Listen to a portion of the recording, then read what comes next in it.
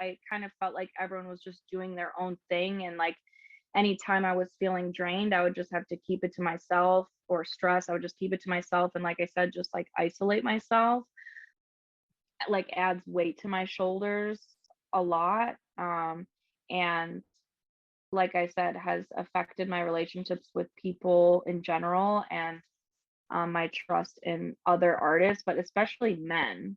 I'm not that type of person that's just like, oh, I feel like shit, let me get up and freestyle. Never done that in my life. Focusing on what I want to do, not giving a fuck about what's going on over here, what's going on over here. I don't really care to collaborate. I don't really care to exchange ideas. That relationship has made it hard for me to rely on people, made myself kind of singular or this like lone wolf. I feel like it doesn't look that way, but that's how I feel.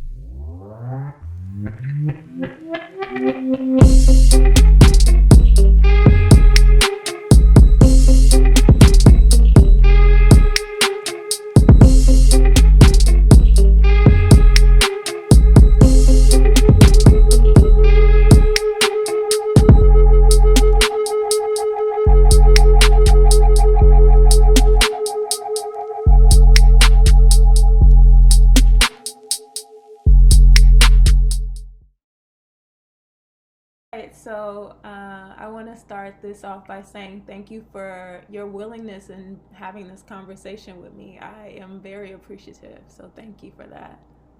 Yeah, thanks for asking me to do this. My name's Annie Franklin. I am from Illinois. I grew up most of my life in the outer suburbs of Chicago, northeast or west suburbs, um, with my mom. And right now, I'm currently residing in the north side of Chicago.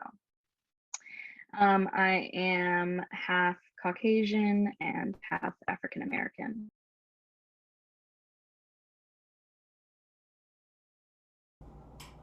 African American. It's very interesting because it's like I feel like that was like taught to me, like growing up and like, filling out forms that you would have to for school or for jobs or whatever, and they always ask you your ethnicity. Like I was always told that if there's white and black in the same cat in the same list, I should always go with African American.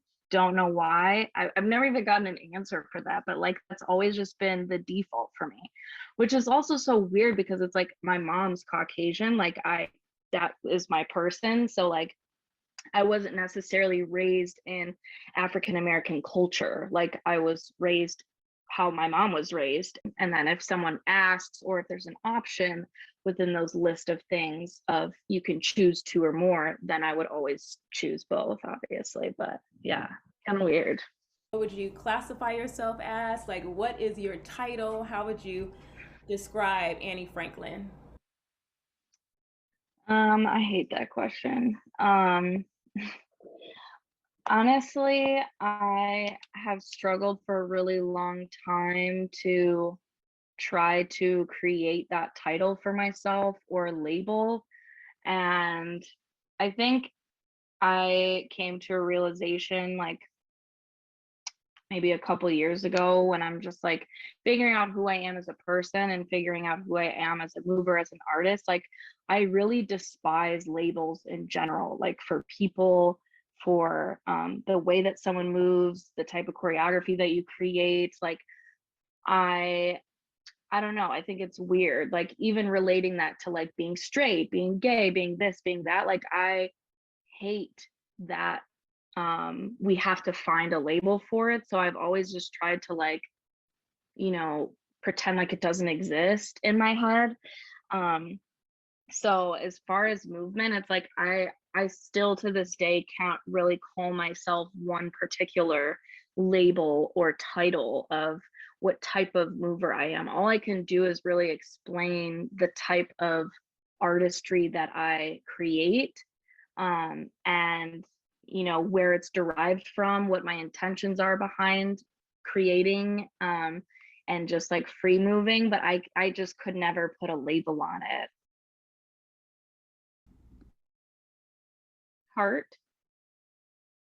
I think my um for me personally, my emotions drive a lot of my thoughts. So to me, like um the way I'm feeling physically and my emotional being, if that's feeling stressed, then I'm telling myself in my head or creating that idea that I'm stressed or I'm not feeling well or I'm feeling worried or I'm feeling anxious, having anxiety, whatever, like that that feeling of not being okay, I always like feel that emotionally first. So I think that's the reason why I think of that word when you say that because it correlates a lot for me.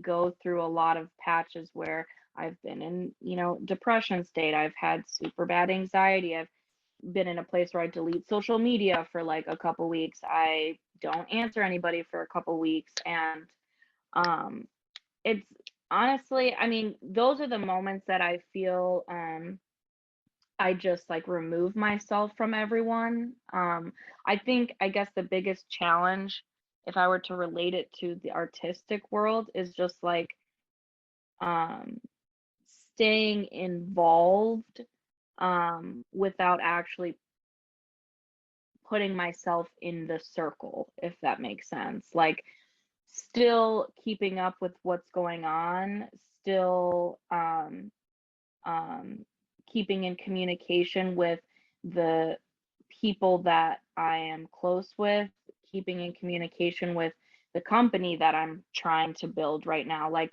keeping myself 100% involved in all of these different places as an artist while going through my, human life situations has been tough for me. I would say there's a lot of things that have kind of adjusted my way of thinking ever since that experience and relationship I had with my dad kind of fizzled out. Um, but I definitely think I'm getting to a better place of kind of navigating those feelings. I just haven't gotten to the place yet to where I can kind of talk about that openly without my emotions kind of overriding everything. Well, take a breath with me because that was a lot. Take a breath. Take a breath. Yeah, yeah, yeah, that was a lot. So thank you for that. Yeah, Thank you. yeah. Yeah. I keep telling you this, how we have more in common than I ever knew. And I think that I think that that's awesome.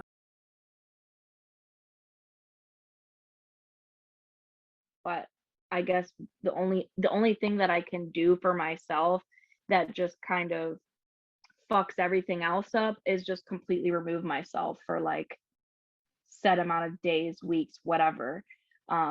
But kind of like bouncing off of what you're saying and where you are, like when I do that, something has to snap me back, or else I get into that state of not being motivated for a very long time to create anything.